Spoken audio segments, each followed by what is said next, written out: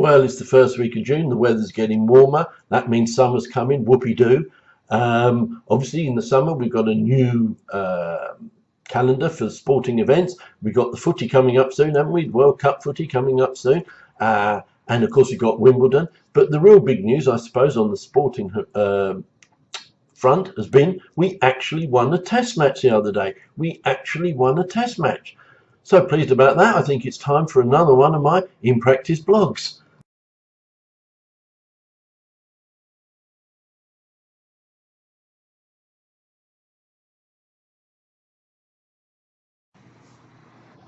Well, as I say, it's June 2018, and what have we got to look forward to? Well, one of the things we've got to look forward to this month is yet another consultation. This consultation is on, undoubtedly, in my humble opinion, one of the worst pieces of software that's been foisted on us in my working memory. Yeah, it's IR35 yet again. Dreadful piece of legislation that's actually spawned a whole industry of how to handle it and how to deal with it. I don't know how it's spiraled out of control so far. I really honestly don't. Now they're looking obviously to extend the IR35 regulations into the private sector, apparently on the basis that it's done so well in the public sector, but has it really? If ever there was a piece of legislation, I know it's not exactly legislation, but if ever there was a piece of our tax code that needed literally just chucking out and starting all over again, it's IR35.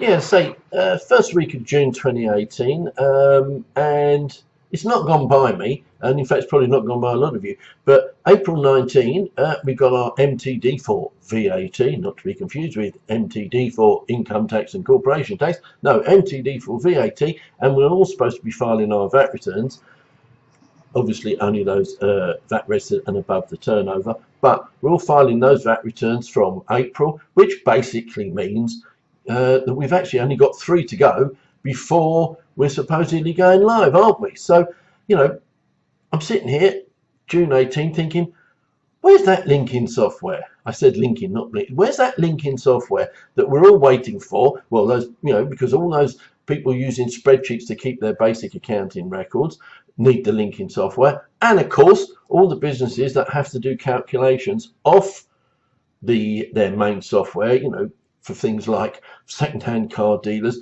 partial exemption calculations, myriad sort of bits and pieces. We need this linking software, don't we? Because we're not allowed to actually type in 9 figures. So we need this linking software. But has anybody seen it?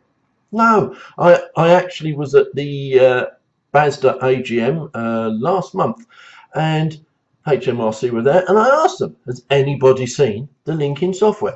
Bit of a conflag goes on, you know, the way they do, and the answer was, yes, we have.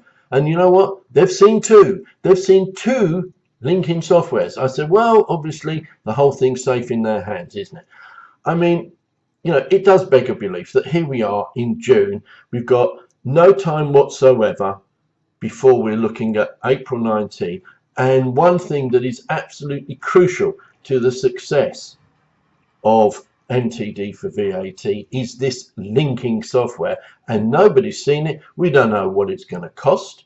We don't know if it's going to be a cost, but I bet there is. We don't know how much it's going to be. We don't know how easy is it to use. We don't know how it works. We don't know what's to be done to the spreadsheets, because I can't believe that there's no work to be done to the spreadsheet before we attach the linking software. You know, we've got all these questions waiting to be answered, and you know what?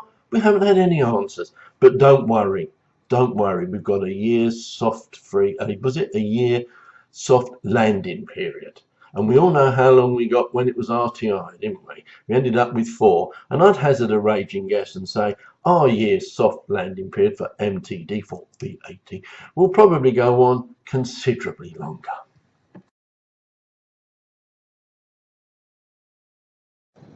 Well, as I say, here we are in June. GDPR, the new kid on the block, it's now in. You know, the world hasn't ceased to spin on its axis. I'm still getting emails. I'm sure you're still getting emails. I'm still emailing my clients.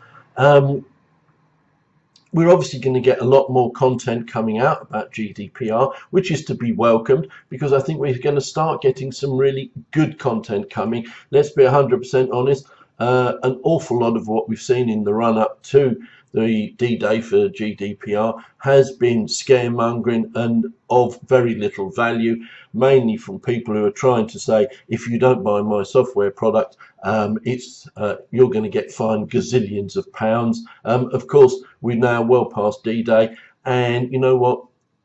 As I say, the world hasn't ceased to spin on its axis. Emails are coming in.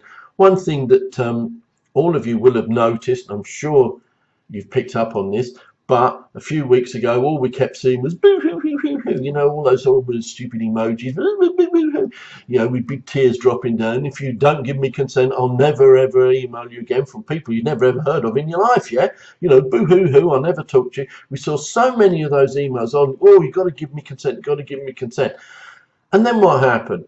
About a week or so before D-Day, what did we see? We saw a complete change, didn't we? We started getting the emails that were coming through saying, hello, Tony, I'm still here. We're basically going forward. Just to let you know, I've got a new privacy policy. Here it is. Here's a link to it. You can have a look at it if you want to see. Don't forget, you can always unsubscribe, and here's the unsubscribe button if you're interested. See change, people realizing that consent is not the be-all and end-all of dealing with your marketing and talking to people. Take that on board, people, and let's keep our eye out for some genuine good quality content on GDPR.